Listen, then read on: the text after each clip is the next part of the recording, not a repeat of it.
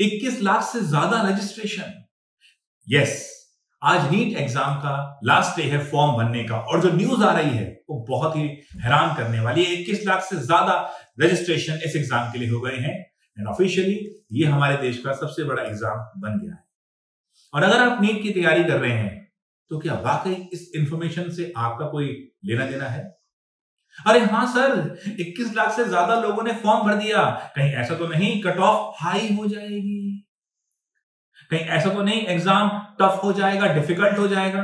मेरे भाई बात सोचो, कट ऑफ हाई हो जाएगी या नहीं, एग्जाम डिफिकल्ट हो जाएगा या नहीं, ये आपके हाथ की बात तो नहीं है।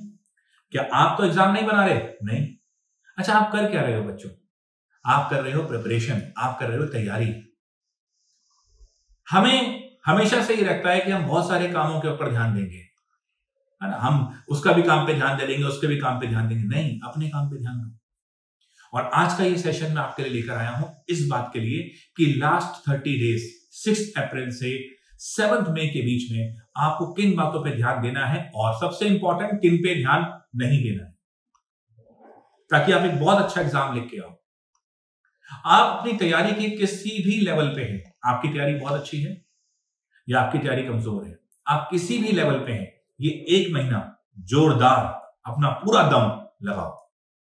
बिना ये सोचे कि क्या हम सिलेक्ट हो पाएंगे, बिना ये सोचे कि हमारा रैंक क्या आएगा, नहीं, दम लगा के पढ़ो, अपना बेस्ट करो। इस 1 महीने को पूरी तरह भुनाओ और 3 बातों पे मेरे ध्यान रखो। नंबर 1, तैयारी चाहे कैसी भी हो, एक मैजिक ट्रिक आपके लिए हेल्प करेगी, और वो क्या है? डेली, अगले 30 डेज तक डेली एक मॉक टेस्ट करना है। जिन बच्चों ने नीट के प्रीवियस पेपर कर रखे हैं वो कहीं और मॉक टेस्ट एनडीए अभ्यास से या हमारे बीएमसी के टेस्ट सीरीज से आप देख सकते हैं। आप रोज एक मॉक टेस्ट कीजिए, और मॉक टेस्ट करने के बाद उसको बढ़िया से एनालाइज कीजिए। एक इंपॉर्टेंट बात, वहां पर मिलेंगे 3.5 आवर, यहां पर आपको करना है 2.5 आवर।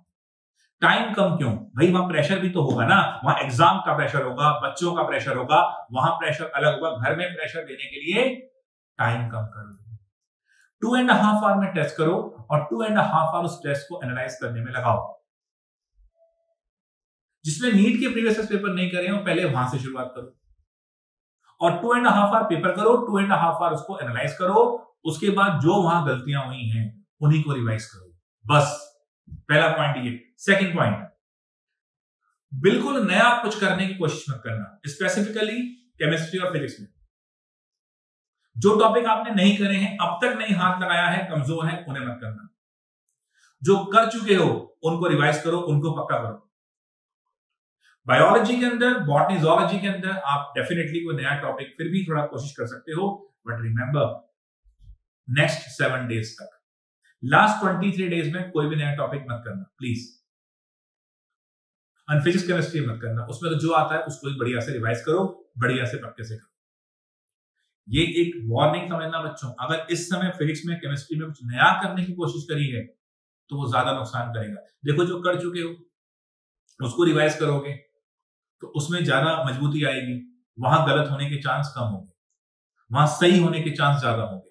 कुछ नया करोगे ना तो वहां गलत होने के चांस भी ज्यादा होंगे, नेगेटिव मार्किंग के चांस ज्यादा हो जाएंगे। प्लीज, इसलिए मैं कह रहा हूं।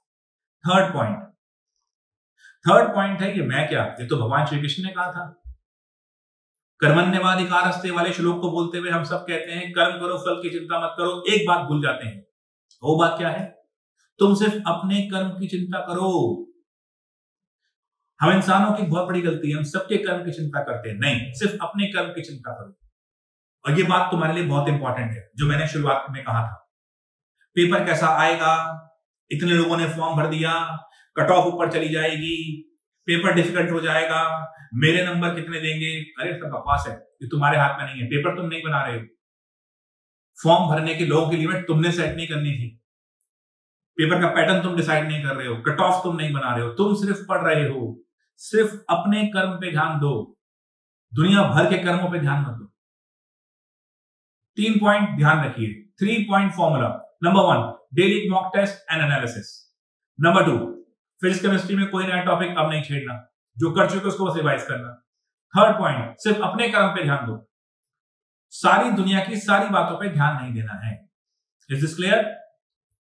All the best for the NEET exam. ठीक है बच्चों, ध्यान से करना। इस समय कोई ड्रॉपर की बात नहीं सोचनी है, इस समय कुछ और नहीं सोचना है, सिर्फ एग्जाम सोचना है। ये मत सोचो क्या कर सकते थे, बस ये सोचो क्या कर सकते हो। All the best.